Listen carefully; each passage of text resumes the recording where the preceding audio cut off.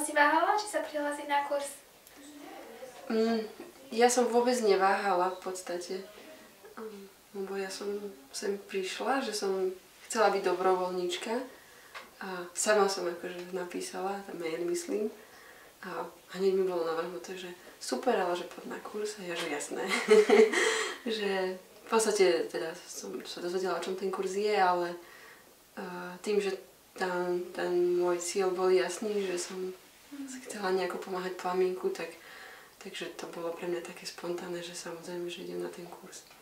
A prečo si chcela pomáhať plamienku? To sú veľmi ťažko sa mi na toto odpovedá. Ja som dlho cítila, že chcem niekomu pomáhať a tým, že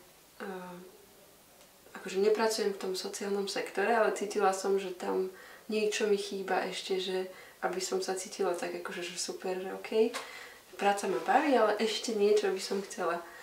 A plamienok som sledovala dlho, ja neviem, dlho, 10 rokov už viem určite o plamienku, že existuje, ja som vlastne vždycky aj prispievala, a ešte aj moja rodina som, lebo som ich vždycky zlanarila takže tak asi nejak potom ma to tak napadlo, že preboha, prečo ja nejdem do plamienka pomáhať, keď sa mi tak páči. Ja som predtým robila v inej neziskovke, teda pomáhala a potom som sa rozhodla, že sem. No, tak je to naplnenie pre mňa. Cítim sa veľmi dobre teraz momentálne a nečakala som, že to bude také silné pre mňa. Tým, že som mala nevyriešenú stratu, do tej doby som si myslela, že ju mám vyriešenú a na tom kurze som zistila, že je ešte stále čo si v sebe napraviť alebo upratať alebo vyrovnať sa s tým. Takže akože pre mňa ten kurz bolo o veľa percent obrat v mojom vnútornom vyrovnaní sa s mojou stratou. Tým, že som tu taký nováčik, takže sa stále ešte učím, ale ukázal mi množstvo literatúry, z ktorej viem čerpať a učiť sa stále, ako s tými deťmi pracovať.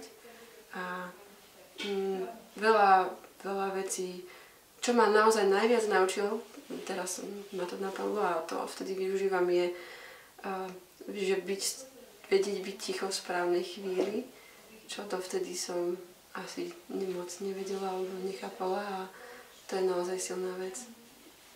A vedieť počúvať naozaj bez zbytočných komentárov. A čo by si povedala niekomu, kto váha, že ísť či neísť? Pokiaľ to človek tak cíti, že by chcel to využiť v živote alebo že mu to môže k niečomu pomôcť, tak určite nech ide. Tam tie myšlienky, že neísť a ísť, tam sú bezpredmetné, proste človek musí ísť do toho.